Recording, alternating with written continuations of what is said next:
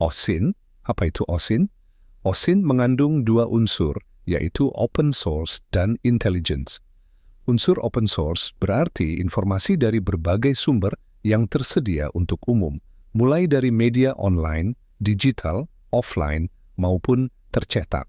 Sedangkan intelligence berarti praktik pengumpulan dan analisis informasi yang didapat dari berbagai sumber untuk menghasilkan informasi intelijen yang dapat digunakan dalam berbagai konteks, mulai dari keamanan cyber hingga riset pasar. Jadi ringkasnya, OSINT merupakan praktik pengumpulan dan analisis informasi dari sumber-sumber yang tersedia untuk umum, dengan tujuan utama untuk menghasilkan informasi intelijen yang dapat digunakan dalam berbagai konteks yang relevan.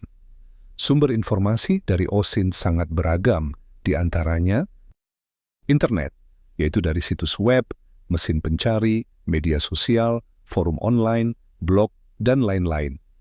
Media massa, yaitu dari berita cetak, siaran televisi, radio, dan lain-lain. Data publik, misalnya dari basis data pemerintah, laporan keuangan perusahaan, data sensus, dan lain-lain. Literatur ilmiah, misalnya jurnal akademik, makalah penelitian, buku, dan lain-lain. Data geospasial, misalnya peta, citra satelit, koordinat lokasi, dan lain-lain. Siapa saja yang menggunakan OSINT? OSINT dapat digunakan oleh siapa saja dengan berbagai tujuan.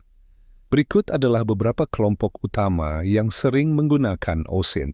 Pertama, Badan Intelijen dan Penegak Hukum seperti BIN, CIA, MI6 yang mengumpulkan informasi tentang ancaman keamanan nasional, aktivitas teroris, dan jaringan kriminal.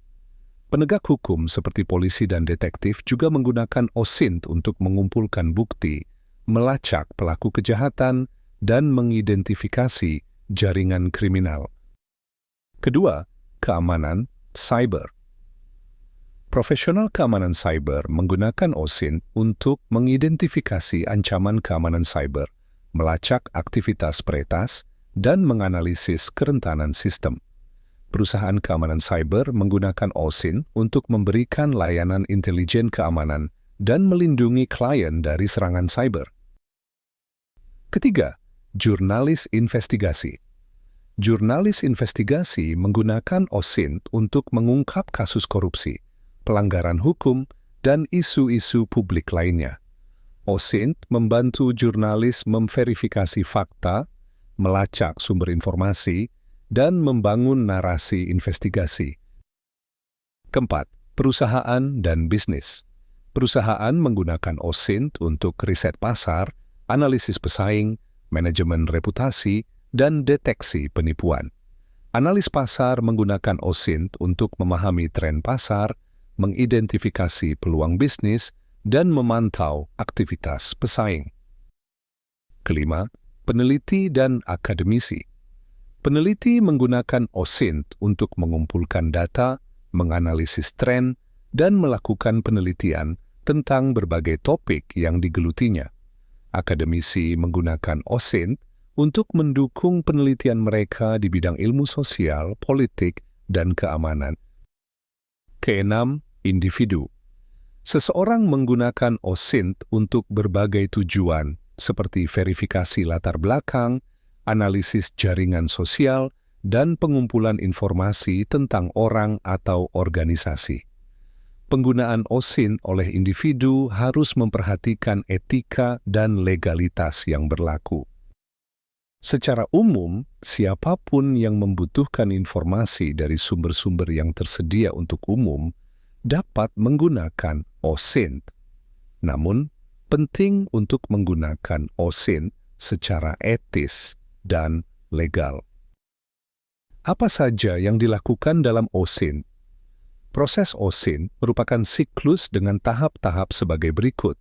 Tahap perencanaan dan pengumpulan persyaratan merupakan tahap paling awal yang menentukan tujuan analisis, mengidentifikasi informasi yang dibutuhkan, dan menentukan sumber-sumber yang relevan.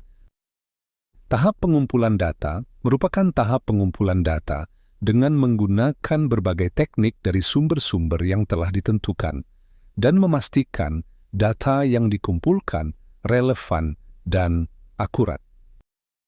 Tahap analisis data merupakan tahap pengolahan dan analisis data yang telah dikumpulkan, mengidentifikasi pola, tren, dan hubungan antar data, menggunakan alat bantu analisis data jika diperlukan.